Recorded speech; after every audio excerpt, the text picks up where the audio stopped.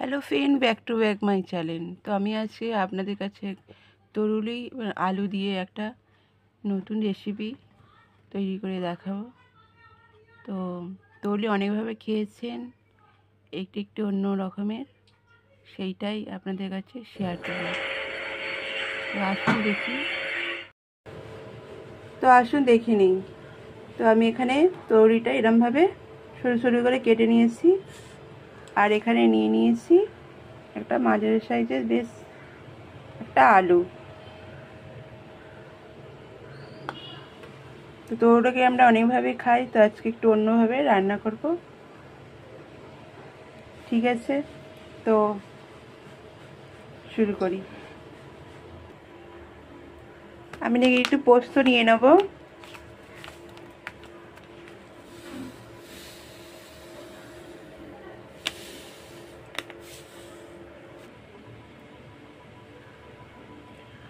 কড়াই আমি তেলটা দিয়ে দিয়েছি, এবার আমি তরুলিগুলোকে একটু ভাজা ভাজা করে নেব।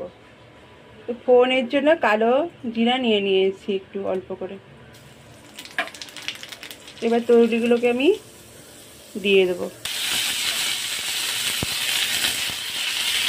তরুলিগুলোকে দিয়ে ভালো করে নেড়ে ছেড়ে একটু ভাজা ভাজা করে নেব।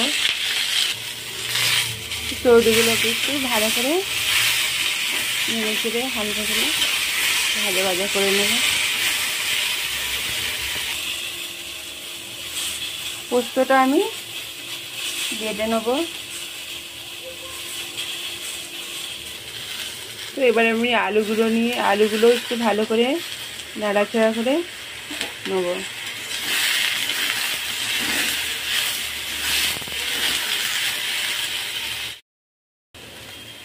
তো ওর মধ্যে কটি কাঁচা লঙ্কা চিড়ে দিয়ে দিয়েছি, আর পরিমাণ মতো নুন দিয়ে দিচ্ছি। এবার হলুদ দিয়ে দেবো।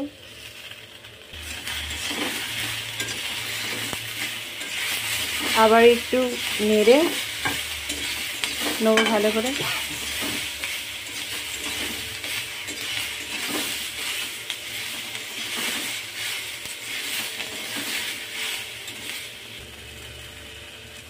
ভালো করে আমার নেড়ে ছেড়ে একটু ভাজা ভাজা মতন হয়ে গেছে।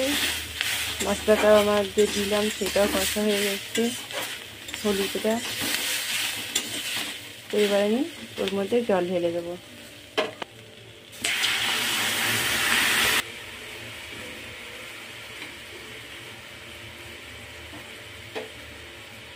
জল ঢেলে দিয়েছি, এবার সেদ্ধ হওয়ার জন্য অপেক্ষা করব।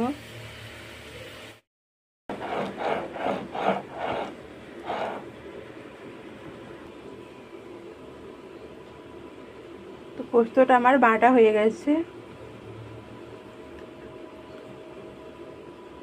তো আমি এবার সবজিটার মধ্যে পোস্তটা দিয়ে দেবো।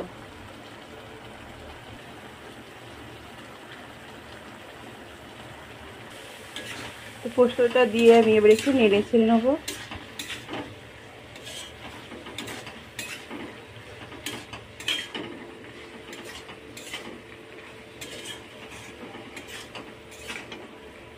আপনারা তরুগুলো এসে অনেকভাবে খেয়েছেন, ভাজা খেয়েছেন, অনেক রকম মশলা দিয়ে খেয়েছেন, কিন্তু পোস্ত দিয়ে করলে খুব সুন্দর হয়।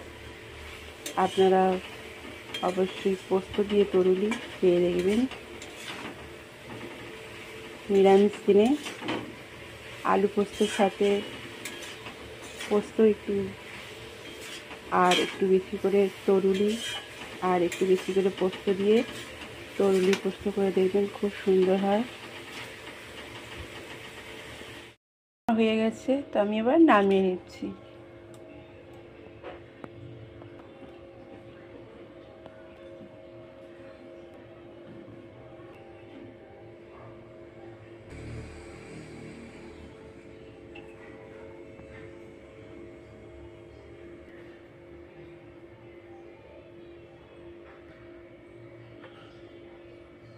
তো তরকারিটা আমার রেডি, আমি সাজিয়ে দিয়েছি।